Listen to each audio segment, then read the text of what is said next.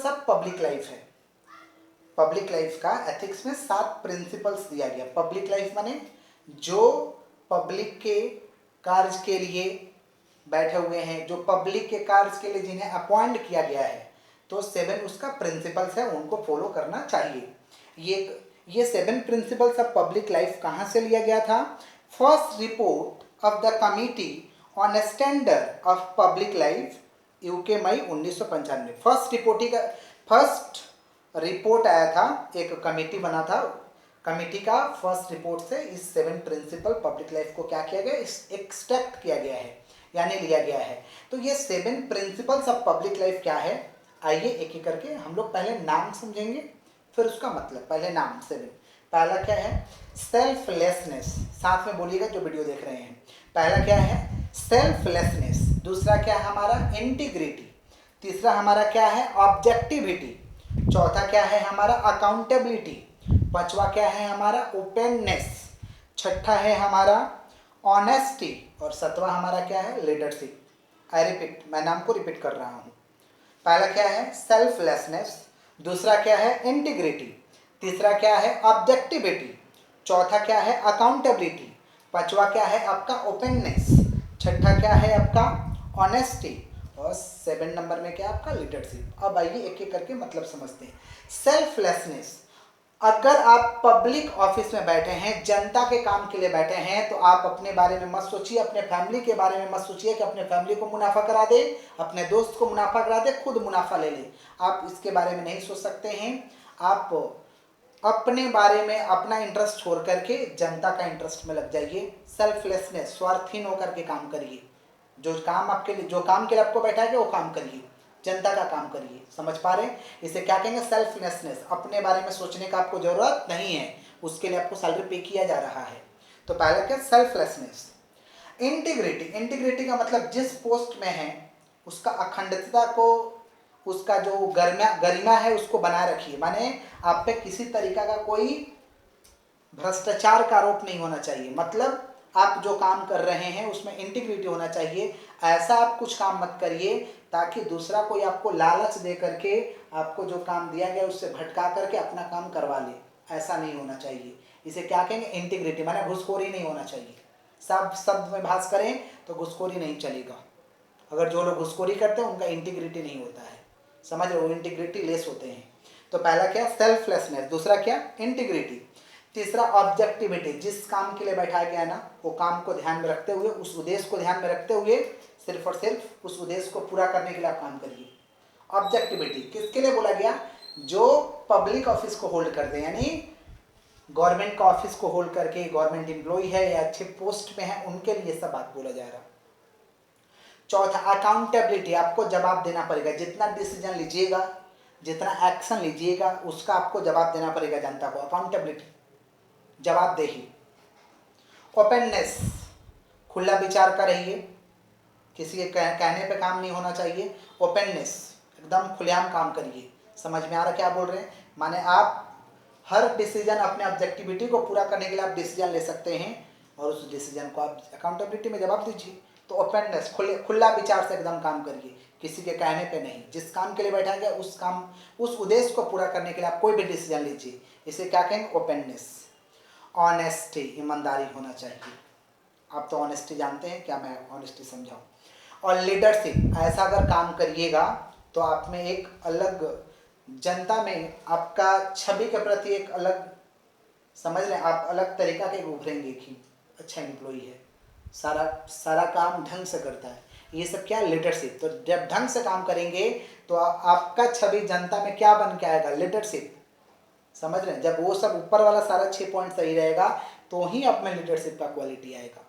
तो आपको लीडरशिप का क्वालिटी माने जिससे आपसे लोग प्रभावित हो, आप जो काम करें उससे लोग को प्रभावित होना चाहिए, आपका नाम लेना चाहिए। इसे क्या कहेंगे? लीडरशिप। तो क्या क्या पॉइंट था? सेल्फलेसनेस, अपने बारे में, अपने परिवार के बारे में, अपने दोस्त के बारे में नहीं सोचना है, सिर्फ और सिर्फ जिस काम के लिए बैठे हैं उसके बारे में सोचिए। सेल्फलेसनेस। इंटीग्रिटी, कोई आप पे दाग नहीं होना चाहिए, भ्रष्टाचार माने घुसखोरी नहीं होना चाहिए। ऑब्जेक्टिविटी, जिस काम के लिए बैठाया गया वो काम करिए। अकाउंटेबिलिटी, जो भी डिसीजन लेंगे उसका जवाब आपको देना पड़ेगा। ओपननेस, खुले विचार का रहिए एकदम। ऑनेस्टी माने ईमानदारी पूर्वक काम करिए और ऐसा काम करिए कि लोग आपसे इन्फ्लुएंस हो, लीडरशिप का छवि लोगों में दिखाई दे आपके प्रति, ऐसा काम करिए। कहाँ से लिया गया था ये? First report of the committee on standard of public life, first report of the committee से लिया गया था। कब ये फर्स्ट रिपोर्ट हुआ था? UK May 1995। अच्छा, क्वेश्चन हम लोग का आता है, क्या एथिक्स इक्वल टू लॉ? क्या एथिक्स लॉ है? क्या एथिक्स को हम लॉ बोल सकते हैं?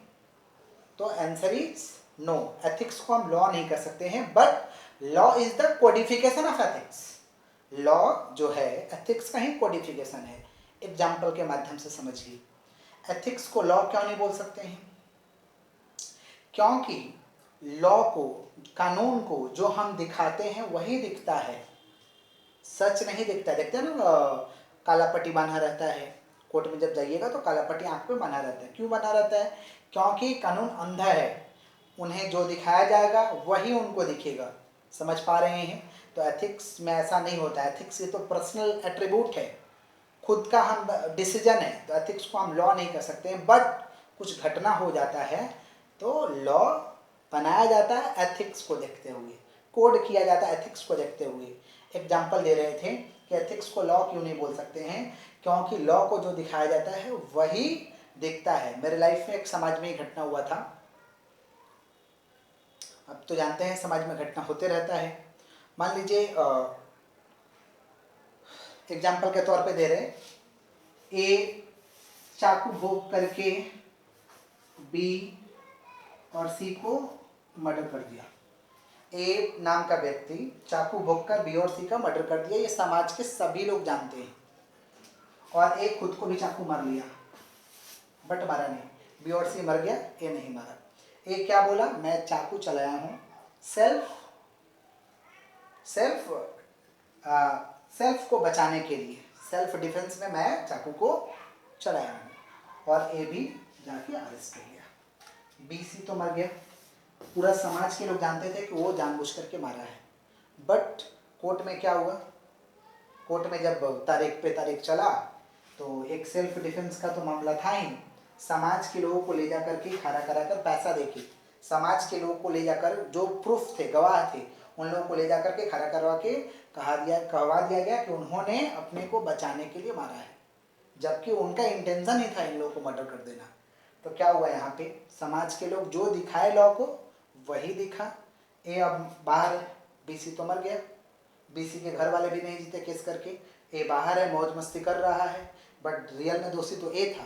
तो ए कैसे बच गया? क्योंकि हम लोगों ने लॉ को जो दिखाया वही लॉ को दिखाई दिया। तो ethics equal to not a law, but law is the codification of ethics. ठीक है। अच्छा, एथिक्स से ही एक कंसेप्ट लाया गया था आपका बिजनेस एथिक्स। बिजनेस एथिक्स को कॉर्पोरेट एथिक्स के भी नाम से जानते हैं, दूसरा नाम है कॉर्पोरेट एथिक्स।